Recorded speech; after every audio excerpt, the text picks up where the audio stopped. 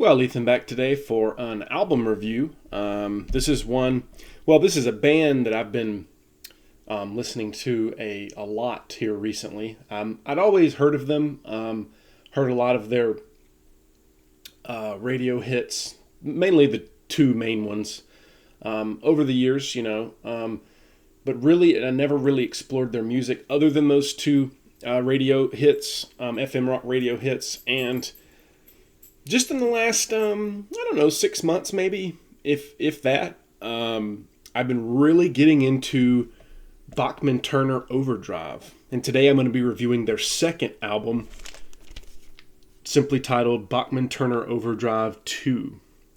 It's in the dust cover shot of the guys on the front. This is a Canadian band. They are from Winnipeg, Manitoba. The Canadian province, Manitoba. This album came out in 1973. Their first one came out in 1973 also, just earlier in the year. Also really like that album. But this one probably has two of their most famous hits on it. We'll get into them in just a bit. But recorded in Seattle, Washington, actually, on the Mercury label, produced by the band member and guitarist and vocalist Randy Bachman. This album consisted of Randy Bachman on vocals and guitar, his brother Tim on guitar, later replaced by Blair Thornton on guitar for the next album. Really like him too. Fred Turner, the other piece of the Bachman-Turner Overdrive name, Fred Turner on bass and vocals, who had a really distinctive kind of deep, gruff singing voice. Really like his vocal style. And the little brother, Robbie Bachman, on the drum kit. So that's Robbie Bachman, Tim Bachman, Randy Bachman, and there's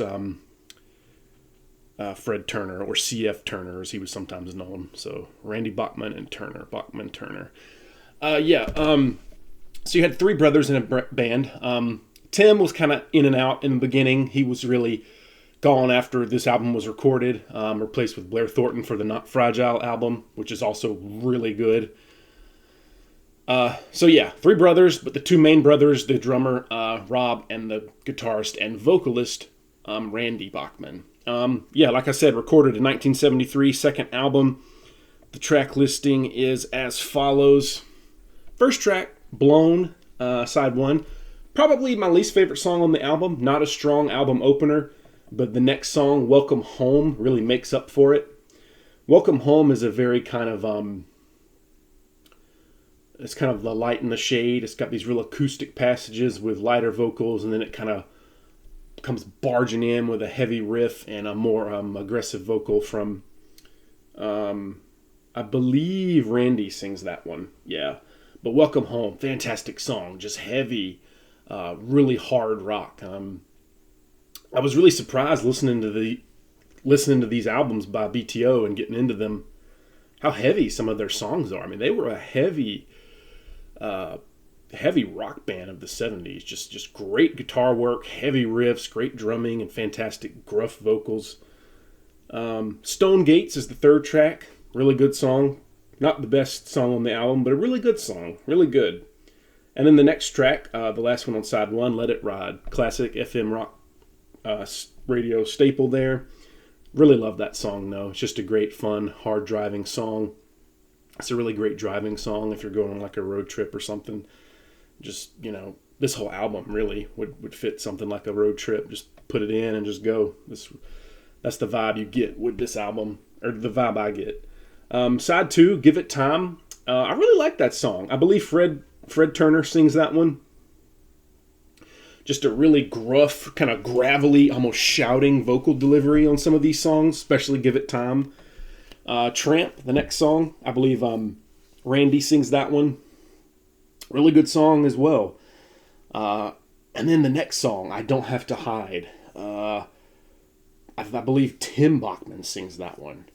What a great song. That might be one of my favorite songs on the album. Probably that and Let It Ride and Welcome Home are my three favorites. But I Don't Have to Hide is just a slow, kind of moody, kind of sinister song with just a nice roaring vocal that kind of changes between heavy singing and lighter singing with acoustic guitar, and a nice kind of swampy, funky groove that song has. I really like it. I Don't Have to Hide on BTO 2. Check it out.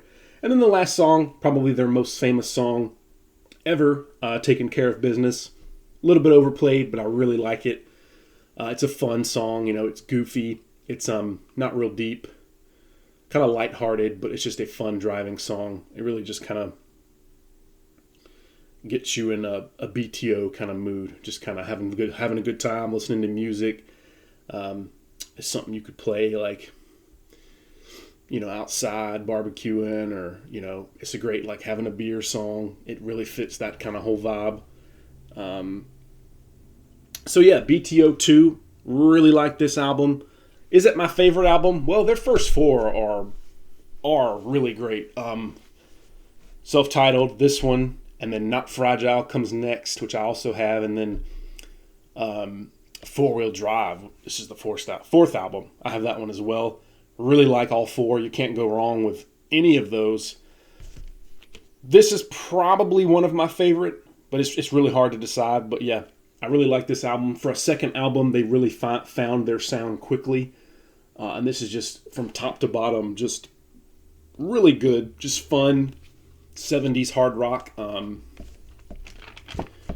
a band that, like I said, people probably know their hits, but that's probably all a lot of people know. So go and explore them more. That's what I did. And I found that they had some really great songs that I'd never heard before, and really heavy songs. If you like good, beefy guitar riffs, then this is a band to check out. Especially the next two albums. They're really heavy. When they get Blair Thornton, they get even heavier. But yeah, just an album that I've been getting into. And I got it for $6, by the way. Yeah, $6, a used vinyl. So can't pass up that deal. I'll give this a 93 out of 100. Just a really great album from a legendary band. Probably one of the bigger bands from Canada, along with probably, Rush, maybe Voivod, maybe the Guess Who. I know there's others, but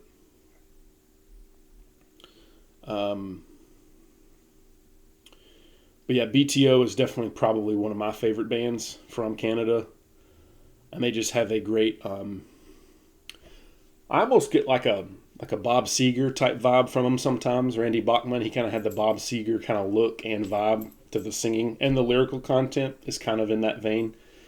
So some people listening to this might get that vibe from these songs. I did some of them, but again, and maybe like a little CCR, Creedence Clearwater Revival. They're like a heavier CCR kind of. The first album especially kind of reminds me of that, but they're just like CCR with extra heaviness and more hard rocking.